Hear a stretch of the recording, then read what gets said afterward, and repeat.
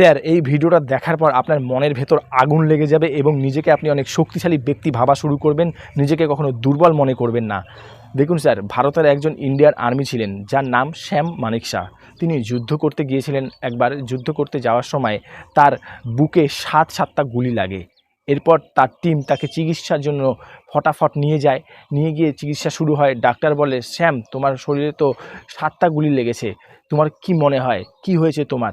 তখন শ্যাম উত্তরে যা বলল শুনে আপনাদের মাথা ঘুরে যাবে। শ্যাম বলল যে কোথায় কিছুই হয়নি আমার, আমাকে জাস্ট একটা গরু লাথি মেরেছে, আমি পড়ে গেছিলাম, আমি জাস্ট নর্মাল আছি, কিছু হয়নি, তাড়াতাড়ি আমার ট্রিটমেন্ট শুরু করুন, আমাকে আবার যুদ্ধে যেতে হবে। তাহলে ভাবুন কতটা মানসিক দিক দিয়ে শক্তিশালী ব্যক্তি সে। আর আমাদের কিছু একটা হলে আমরা দুর্বল হয়ে যাই, আমরা দুশ্চিন্তা শুরু করে দিই, বলি কবে না কবে ঠিক হব, কি হবে আমার, এরকমভাবে চিন্তা করতে শুরু করে দিই।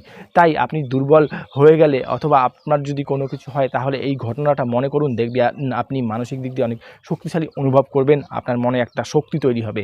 কারণ মানসিক শক্তির আগে সব শক্তি হার মেনে নেয়। আর একটা স্টোরি আপনাদেরকে শোনাই।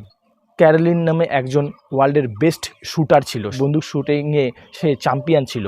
হঠাৎ করে কোনো একটা দুর্ঘটনায় তার ডান হাতটা চলে যায়। এরপরে তার মনটাই ভেঙে যায়, যে সে ভাবতে থাকে আমি কি আর কোনো প্রতিযোগিতায় অংশগ্রহণ করতে পারবো না, আমার মনে হয় জীবনটাই শেষ হয়ে গেল।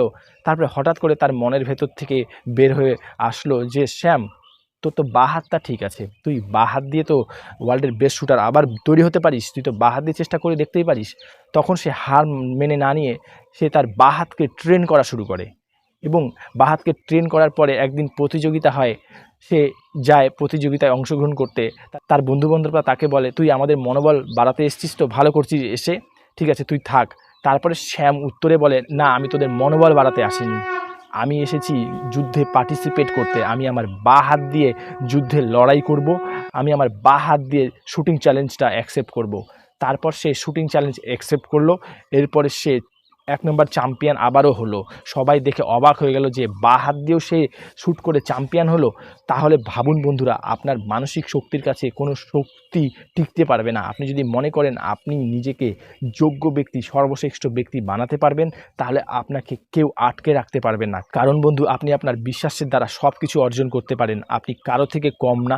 ঈশ্বর আপনাকে পৃথিবীর সর্বশ্রেষ্ঠ জীব বানিয়ে পাঠিয়েছে ব্যর্থ হয়ে, অসফল হয়ে, গরিব হয়ে মরার জন্য না, আপনাকে দিয়ে বড় কিছু, অসাধারণ কিছু করে দেখানোর জন্যই ঈশ্বর আপনাকে পৃথিবীর সর্বশ্রেষ্ঠ জীব বানিয়ে পাঠিয়েছে। তাই নিজের উপর বিশ্বাস রেখে কাজ করে যান, দেখবেন একদিন আপনি নিশ্চয়ই সফল হবেন।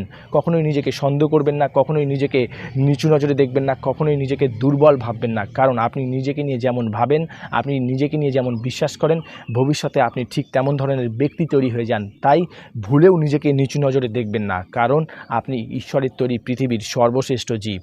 আপনি চাইলে সব কিছু করতে পারেন। তাই ভুলেও নিজেকে দুর্বল ভাববেন না। ভিডিওটা প্রচুর পরিমাণে শেয়ার করুন।